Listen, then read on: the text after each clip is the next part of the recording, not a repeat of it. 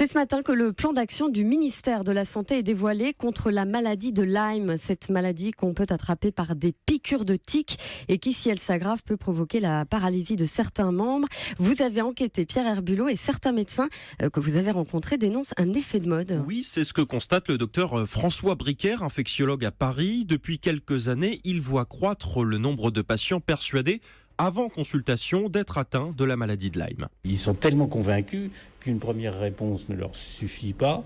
Ils vont voir un deuxième médecin, voir un troisième médecin, un spécialiste. Et c'est vrai que souvent, on les déçoit en leur disant que c'est pas une maladie de Lyme. Alors pourquoi cette maladie plutôt qu'une autre ? Parce qu'elle a au moins 70 symptômes possibles, aussi banals que des maux de tête, des douleurs articulaires, de la fatigue.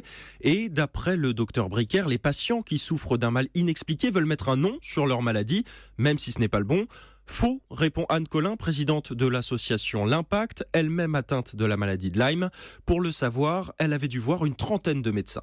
J'avais 160 symptômes il y a 4 ans, j'en ai plus que 5 ou 6 et qui me permettent par exemple d'être ici avec vous à parler, ce qui n'était absolument pas le cas il y a 4 ans. Pour elle, il avait fallu 4 tests pour qu'on lui diagnostique l'infection. C'est d'ailleurs peut-être le seul point de consensus. Les outils de dépistage sont à perfectionner. Pierre Herbulot pour Europe 1.